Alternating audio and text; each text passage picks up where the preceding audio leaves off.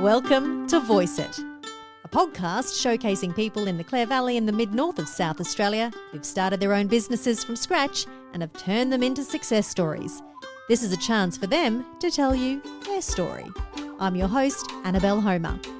And then within 10 days, I had been interviewed, I'd been vetted to make sure that I wasn't part of the IRA, just to make sure all was safe. And then within 10 days, I was living in Clarence House and cooking for the Queen Mother. Meet Sophie Whitehead. Her first job out of college was cooking for royalty. In this episode, you'll hear about how she came to be cooking for the Queen Mother, the experiences she had with not just her, but many members of the royal family. For example, dancing with Prince Charles at Balmoral Castle. Who does that? And it doesn't sound real, does it? But it is. What a start to one's chefing career. But the excitement didn't end there. Sophie ended up here in Australia, cooking for the rich and famous on super yachts and in Sydney North Shore mansions. She's now left the rich and famous behind and has moved to the Clare Valley with her husband, David. A spontaneous move while caravanning around Australia. They came across the Curly Goose by chance, bought it, and have transformed it into a gin space. This is delightful. Enjoy Sophie's story.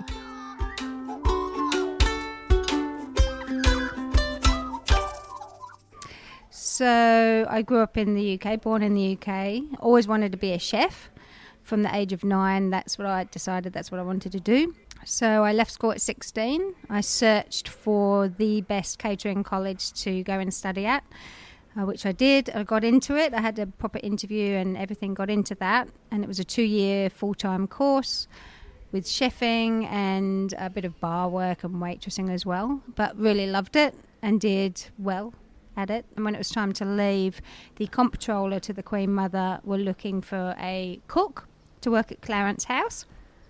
They contacted the college and then the college recommended me. Out of everyone there, how yes. many people were going through? Hundreds. I don't know off the top of my head. I can't remember. It was a long time ago. And how old were you?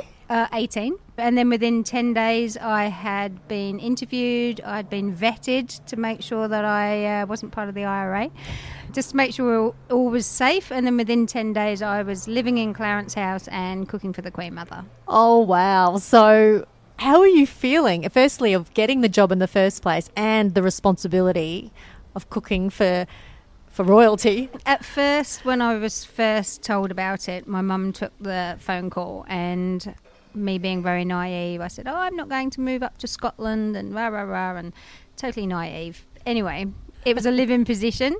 Yeah, it was surreal. It was hard to believe that, a few weeks beforehand I was in college with other teenagers, and then the next minute I'm living at Clarence House and cooking not just for her but for her household and any staff or any other royals that came along, cooking for them as well. What were your go-to dishes for the Queen's Mother? Well, I started off doing afternoon teas. So I can make you a cucumber sandwich like you've never had a cucumber sandwich before. Tomato sandwiches, but not just you cut a slice of tomato. It's very involved. Doing all the cakes, all the scones, all the biscuits. So any time she decided to invite people over, last minute I'd had to rush downstairs into the kitchen and start baking. Oh, so you started off at afternoon teas, and did you progress further? Okay. Yeah, and she had 100 staff. That included the police as well. Some of the time I was cooking for staff, and then most of the time it was for the royals. So then we did breakfasts, and I did her breakfasts and got into trouble with one of her breakfasts. Actually, I've got a letter from her saying, could you please remind the chef that did my breakfast to take my fruit out of the fridge the night before as it's too cold for my teeth. I have that letter. Not quite in those words, but close. One day, once we've got everything out of our boxes, I'll have all the Queen Mother's stuff that I've got. You need to frame it and put it up on the wall. I know. Yeah. I know. I mean, come a long way since then. Well, speaking of coming a long way, how long were you there for? 2.5 years. Mm-hmm. And then I decided I wanted to move to Australia. Did you enjoy that 2.5 years? Loved it. Loved it? It was amazing. We got to travel with her everywhere. So where did you went go? on the Queen's flight to not Balmoral, but Birkhall was her residence, which is just down the road from Balmoral.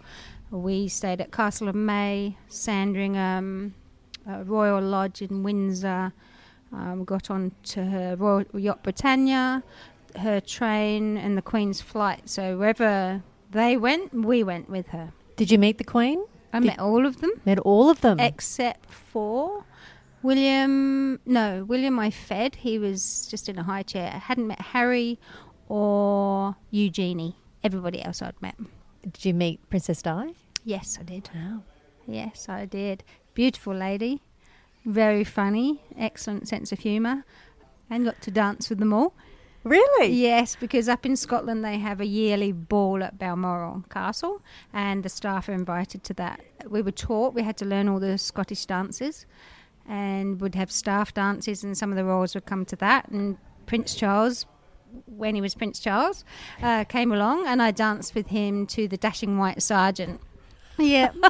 So we had to learn all the dances, because when you're dancing in Balmoral Castle, in the ballroom, you know, Scottish dancing, you move around, you're dancing with different people all the time, so we had to learn it. Do you reflect back on that time and go, wow, I guess at the time I didn't imagine the enormity of it. I mean, it's quite significant and not many people would get to do what you've done. Do you reflect back and go, oh, wow, that's cool? Yeah, I do. I used to be embarrassed about talking about it. I wouldn't talk about it to anybody. It would be everybody else, all my friends telling everybody else, not me saying it.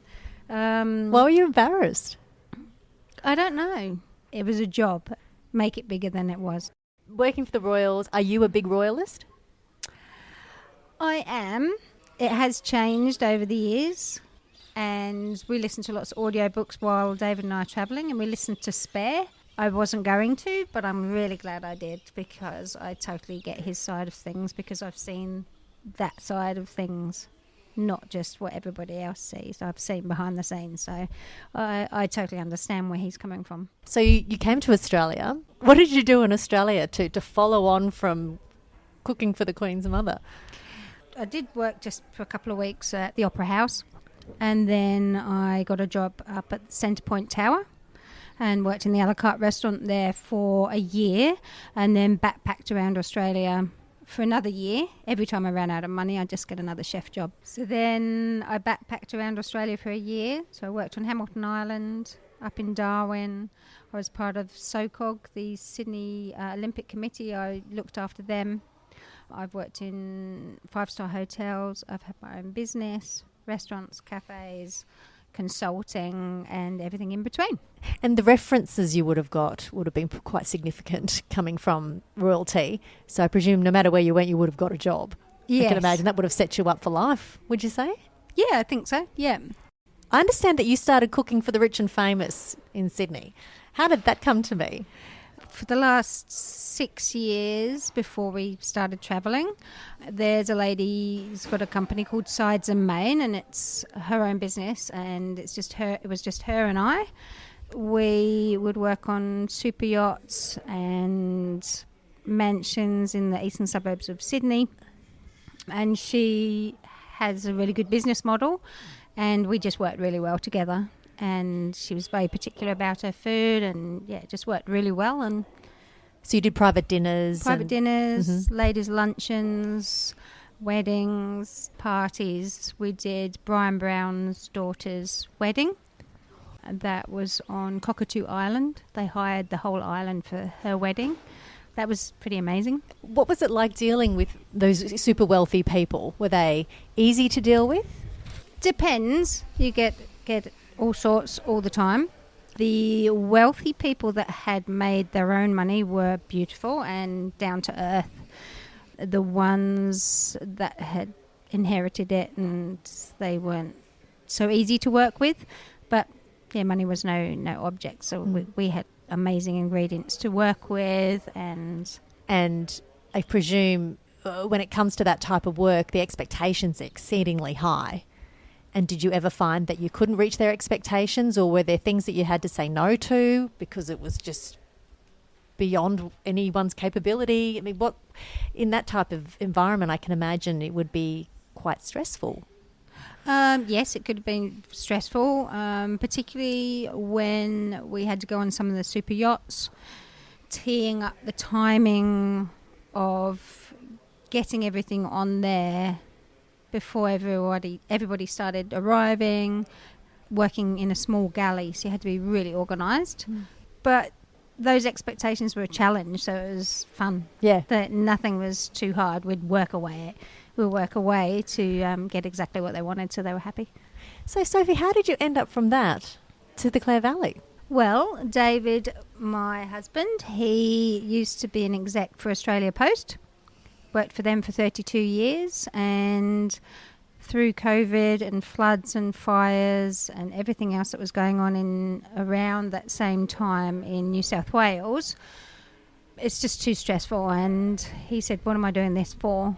So just decided to leave, and we decided we wanted to rent our house out and get a caravan, 4-wheel drive, and travel Australia. And you were happy to leave? It was good. The hardest thing is the children, leaving them behind, and friends, but they're always there. So they can come here, we can go there, and we can still catch up. So we were going to travel for 2 or 3 years, and got to about 5 months when we arrived in Clare. Had you been to Clare before? No. So what was it about Clare that made you stay? Well, this opportunity came up. So we were, with our self-managed super fund, we wanted to find something. We didn't know where, and we didn't know what it looked like. We just left it to the universe to see what happened. And we arrived in Clare. We went to the real estate and just had a chat with them. And they told us about the Curly Goose and that it could be coming on the market soon. And they asked us if we'd have a look at it, which we did. And with the vision of making gin? Or did they come later? It needed different income streams. So I was going to use my chefing somewhere. We've got the vines. David's amazingly handy, so he's turned the old cellar door into an Airbnb. So that will be another income stream. It just ticked so many boxes. Then we carried on travelling and realised, my goodness, we've just bought a vineyard. Better do something with it. Yes. We had, like, David's creative, like I said, and he's a massive researcher, so had learnt how to make gin before making gin.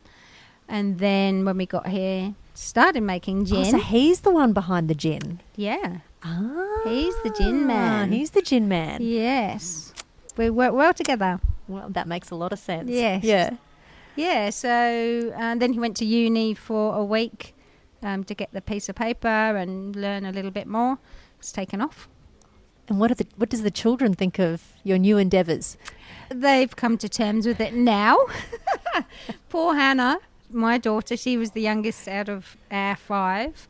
She was still living with us, and she thought we were being very selfish and didn't think about her, and we were making her move out, and it was not fair. How old is she? 21. So I said, you're 21, not 17. And I'd come to Australia when I was 20, and we wouldn't have even thought about it if we didn't think she was capable of living on her own. So she's grown up immensely since we've done this, and I miss them like crazy. They miss me, but we get to see them and travel, and they get to come down here as well. And with your chefing experience and being exposed to so many different things in Sydney and your experience in the UK, I mean, how well does the Clare Valley do their thing? Do the food, do the wine? Is it good, or is there room for improvement? There's room for improvement in the fact of suppliers. I've really found it hard because obviously Sydney, you can get everything and anything. I can order any fruit or vegetable I like, any type of meat, any type of cut, all those things, and that's been challenging. Even to order from Adelaide? Yes. Really? Yeah, and going down to the markets is still things that they don't have, and having to adapt to that has been interesting. You've just been spoilt, Sophie. I know. I know. You've got to come to how the little people live. Yeah, that's right. Off the land. But generally, like, when we came, we didn't know how the reception would be, being city slickers and then coming into little Clare. But we've been blown away by everyone's warmth and support, and it just feels like a big hug, really, that it just feels amazing. We've really had a good reception. They do the wine well, they do the food well. There's other things that obviously I'd like to see in Clare. What would you like to see? Things to be open past 2 o'clock, or more places for people to go. So if on a weekend, visitors come here, there's not much to do in the afternoon. So then I feel that we could be losing people from staying here longer. With all that experience behind you, what's a piece of advice that you could give to those people that want to get into hospitality and do something similar to what you've done? Stick with it. If it's really your passion and you wake up every morning and you're prepared to put in the hard yards, because it's hard work and long hours and unsociable hours, if you're willing to do that and you're passionate enough, just stick with it and just be open to what is presented to you, what the universe gives you, and just go with it. Well, Sophie, thank you so much for taking the time to have a chat to me, and good luck here in the Clare Valley. We are so lucky to have you here and have your experience, and the fact that coming with new ideas, which I think everyone within the industry and in the community will appreciate. So thank you. Well, thanks, Annabelle, for having me, and it's been fun. Sophie Whitehead from the Curly Goose and Sawmill Gin at Seven Hill. They are open to functions. They conduct gin making workshops, gin tastings. They're in the throes of organising an annual gin festival called A Gin Thing, and they're inviting gin distillers from right across South Australia to set up on the lawns at the Curly Goose, and you get to sample the best of the best in SA. So mark September the 16th on your calendars. To find out more about Voice It, I'm a public speaking coach, podcaster, audio memoir producer and an MC. I have a website, voiceit.me. I love revealing these stories about locals in the Clare Valley and the Mid-North. It's amazing where people have started, where they've come from and what they've done with their lives. And I hope you've enjoyed these interviews along the way. There'll be another episode coming out shortly featuring some locals from Jamestown. Catch you then.